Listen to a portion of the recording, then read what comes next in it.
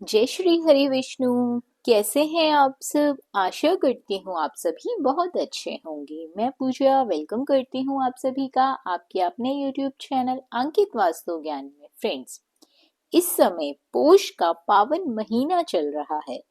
पोष माह के शुक्ल पक्ष में पड़ने वाली एकादशी को पुत्रदा एकादशी के नाम से जाना जाता है।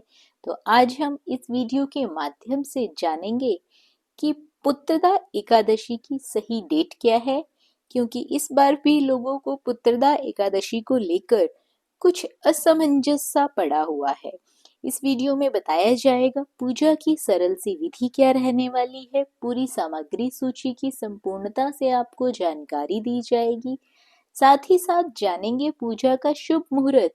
फ्रेंड्स, आपको बता दूं कि इस बार एकादशी पर भद्रा का साया पड़ रहा है, तो भद्रा का हम समय जानेंगे, एकादशी का महत्व जानेंगे, साथ ही साथ जानेंगे एक सरल सा उपाय जिसको करके संतान सुख की प्राप्ति की जा सकती है। फ्रेंड्स, आपको बता दूं हर माह में 2 बार एकादशी पड़ती है, एक कृष्ण पक्ष की और एक शुक्ल पक्ष की। साल में कुल 24 एकादशियां होती हैं, जिसमें से पोष माह के शुक्ल पक्ष की एकादशी यानी कि पुत्रदा एकादशी संतान की उन्नति और अच्छे स्वास्थ्य के लिए बहुत ही महत्वपूर्ण मानी गई है। पोष पुत्रदा एकादशी का व्रत उन सभी विवाहित महिलाओं और पुरुषों को रखना चाहिए जिनको संतान की प्राप्ति नहीं हो पा रही होती। मान्यता है कि ऐसा करने से वंश का विस्तार होता है, संतान पर आने वाले सभी संकट दूर होते हैं। इस साल पोष पुत्रदा एकादशी की जो सही तिथि है फ्रेंड्स, 20 जनवरी 2024 को रात 7:26 से शुरू होकर 21 जनवरी 2024 तक रहने वाली है। संध्या काल 7:26 पर इसका समापन होगा। एकादशी का व्रत हमेशा सूर्य उदय की तरह शुरू होता है, तो इसलिए पोष पुत्रदा एकादशी की सही डेट 21 जनवरी 2024 दिन रविवार रहने वाला है। तो फ्रेंड्स, आपको बता दूं कि पुत्रदा एकादशी के दिन यानी कि कोई भी एकादशी हो उसमें तुलसा जी की पूजा भी अवश्य करनी चाहिए। इस बार दिन रविवार पड़ रहा है, तो आप सुबह के समय में और शाम के समय में दीपक जला सकते हैं, लेकिन भूलकर भी तुलसा जी को पानी ना चढ़ाएं। और विष्णु भगवान को तुलसी का भोग अवश्य लगाया जाता है, तो आप 10वीं तिथि के दिन ही तुलसी के पत्ते तोड़कर रख लें। एकादशी के दिन तुलसी के पत्ते बिल्कुल ना तोड़ें। एकादशी के व्रत का जो पारण का समय है यानी कि व्रत को खोलने का समय है 22 जनवरी को 7:14 सुबह के समय से लेकर 9:21 AM सुबह के समय तक रहने वाला है। और द्वादशी तिथि का जो समापन है वो संध्या के समय 7:51 PM पर हो जाएगा। फ्रेंड्स, मैंने भद्रा की बात की थी, तो भद्रा का जो साया है सुबह 7:23 से रात 7:26 तक भद्रा का साया पुत्रदा एकादशी के दिन रहने वाला है। लेकिन भद्रा का वास इस बार स्वर्ग में है। स्वर्ग की भद्रा का दुष्प्रभाव पृथ्वी पर नहीं पड़ता है, तो आपको चिंतन करने की बिल्कुल भी आवश्यकता नहीं है।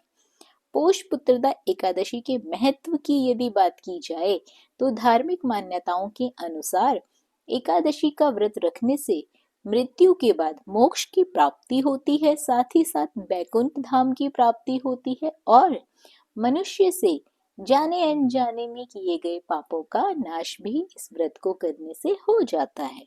तो साल की 24 एकादशियों का अपना ही एक अलग अलग महत्व रहता है। पोष माह की पुत्रदा एकादशी व्रत संतान के सुख, शांति, समृद्धि और उसे संकट से बचाने के लिए की जाती है। इस व्रत के प्रताप से संतान पाने की मनोकामना भी अवश्य पूरी होती है। करियर में बच्चों को लाभ मिलता है। जो पुत्रदा एकादशी का व्रत करते हैं वे इस लोक में पुत्र पाकर मृत्यु के बाद स्वर्ग प्राप्त करते हैं। इस व्रत को करने से जिस फल की प्राप्ति होती है वह 1000 साल की तपस्या करने से भी नहीं मिल पाता। तो फ्रेंड्स, जान लेते हैं पूजा की बहुत ही सरल सी विधि और सामग्री सूची। तो पहले हम सामग्री की बात कर लेते हैं। तो आपको चाहिए क्या? श्री हरि विष्णु का चित्र, मूर्ति, प्रतिमा, जो भी आपके पास हो आप उससे पूजन कर सकते हैं। कुछ पुष्प आपको चाहिए, कलश स्थापना के लिए नारियल चाहिए, सुपारी, फल, लौंग, धूप दीप, घी, पंचामृत, अक्षत, तुलसी दल, चंदन। भोग के लिए आप ऋतुफल ले सकते हैं, सामर्थ्य में हो तो मिष्ठान ले सकते हैं। भगवान को पैसे जरूर चढ़ाएं। तो फ्रेंड्स, पूजा की जो सामग्री के साथ साथ पूजा की विधि है, विधि बहुत ही सरल है। सुबह के समय जल्दी उठकर स्नान आदि से निर्वित होकर स्वच्छ वस्त्र धारण कर लें, घर के मंदिर में दीप प्रज्वलित करें, भगवान विष्णु का गंगा जल से अभिषेक करें, भगवान विष्णु को पुष्प अर्पित करें, तुलसी दल अर्पित करें और यदि अगर संभव बन पड़े तो इस दिन व्रत अवश्य रख लें। भगवान की आरती उतारें। सुबह के समय और संध्या काल दोनों समय में आपको धूप दीप दिखाकर आरती अवश्य करनी है। भगवान को भोग लगाएं। हो पड़े तो पीले पदार्थ का भोग अवश्य लगाएं। चने की दाल, गुड़, हल्दी मिश्रित जल, इनके छींटे अवश्य भगवान को भोग के रूप में लगाएं। इस बात का विशेष रूप से ध्यान रखें कि भगवान को सिर्फ और सिर्फ सात्विक चीजों का भोग लगाया जाता है। भगवान श्री हरि विष्णु के भोग में तुलसी दल को जरूर शामिल करें। ऐसा माना जाता है कि बिना तुलसी के भगवान विष्णु भोग ग्रहण नहीं करते हैं। तो फ्रेंड्स, एकादशी के दिन इस बार रविवार पड़ रहा है, तो तुलसी दल को आप एक दिन पहले 10वीं तिथि को तोड़कर रख लें। तुलसी के पत्ते कभी भी बासी नहीं माने जाते, आप इनको तोड़कर अगले दिन भोग में लगा सकते हैं। इस पावन दिन में भगवान विष्णु के साथ साथ माता लक्ष्मी की पूजा अवश्य कर लें। आपको सरल सी पूजा करनी है, धूप दीप दिखाना है, भोग लगाना है और यदि आपसे संभव बन पड़े तो माता को श्रृंगार की सामग्री और लाल चुनरी जरूर अवश्य अर्पित करें। इस दिन भगवान का अधिक से अधिक ध्यान करें। कोशिश करें कि गलत मुख से गलत शब्द किसी के लिए ना कहे जाएं, क्योंकि व्रत के दिन गलत शब्द कहने से भगवान श्री हरि विष्णु प्रसन्न नहीं होते हैं। इस पावन दिन में व्रत रखने से सभी तरह के पापों से मुक्ति मिल जाती है, सभी मनोकामनाएं पूरी हो जाती है। व्रत रखने से संतान सुख की प्राप्ति होती है, संतान दंपतियों को संतान की प्राप्ति होती है और मृत्यु के बाद मोक्ष की प्राप्ति तो होती ही होती है।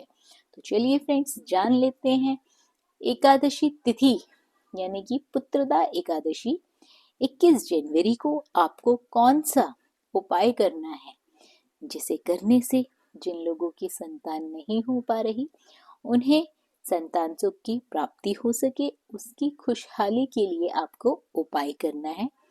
मान्यता है कि इस दिन कुछ उपाय करने से संतान से जुड़ी मनोकामनाएं पूरी हो जाती हैं।